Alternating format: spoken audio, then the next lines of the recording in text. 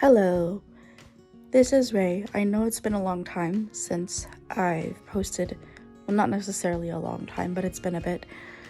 I want to tell you about what happened in a hospital stay that I was released from almost a month ago now.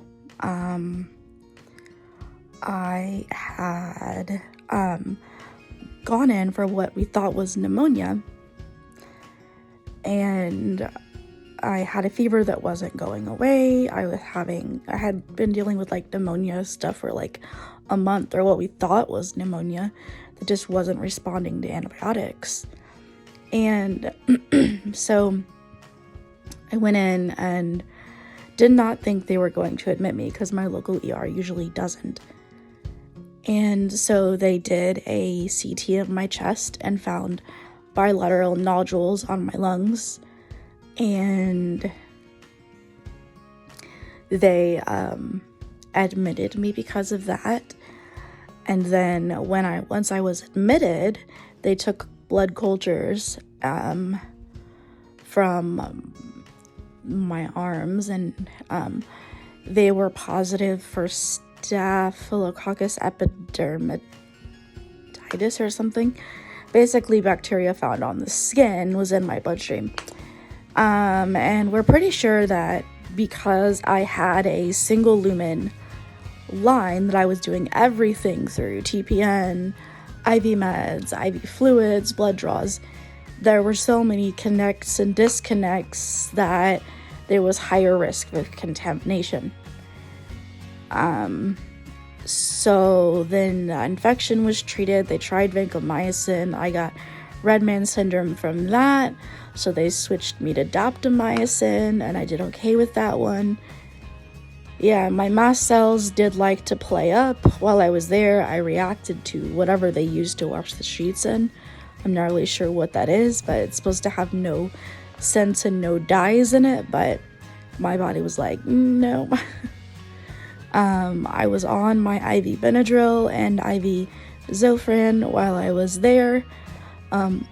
While my central line was out and we were waiting for blood cultures to come back clear, they started me on PPN, and they had to monitor my blood sugars because when my nutrition is not running, my blood sugars like to drop. And if I don't have insulin in my TPN, then my blood sugars go too high. It's a combination of my dysautonomia and my mast cell activation syndrome. That diagnosis is still fairly new, so I'm still learning, and it's frustrating because triggers change from day to day.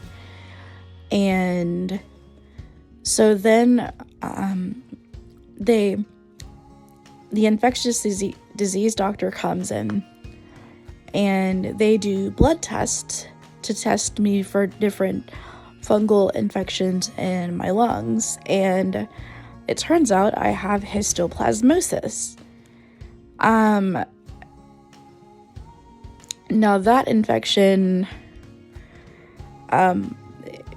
in my case, we're pretty sure that I was exposed to it when I was 15, when I went to Tennessee on a missions trip to help gut houses after flood water damage. And so that's where I was exposed to the histoplasmosis, but then it didn't actually cause symptoms until 15 years later because my immune system was suppressed or something because of the mast cells being overactivated. And so they prescribed an antifungal medication. I had to stop taking my Corlinor or my Avabradine because that medication interacts with the antifungal med. The antifungal med would raise the blood level of the other medication by up to 7 times its normal level in the blood. And then I had to stop taking my famotidine because they were like, well, you need acid in your stomach to absorb the medication.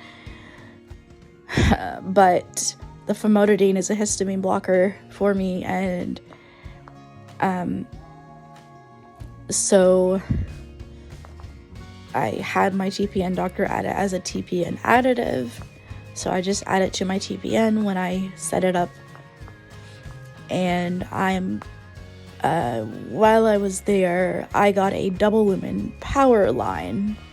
So we're hoping that by leaving one line specifically for TPN and one line for meds, fluids, and blood draws, that we won't have the cross-contamination issue of connecting and disconnecting so much. And right now I'm on 24-hour TPN because of my blood sugar issues.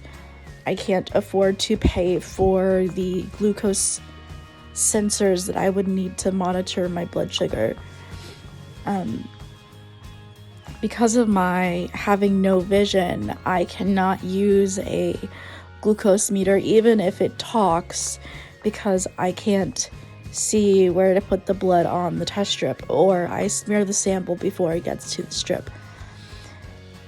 And I end up wasting 10 to 15 strips each time I go to check my blood sugar, and then all the blood the strip needs is on my fingers. So that wasn't gonna work. So we're trying to get my insurance to pay for the test strips, but we're trying to figure out how to get them to understand that my blood sugar issues are caused by my mast cells and my dysautonomia. Yes, I'm listed as pre-diabetic, but we're gonna get a repeat A1C to check, because I've had more low blood sugars, haven't really had high blood sugars. Insulin in the TPN kind of prevents that from happening.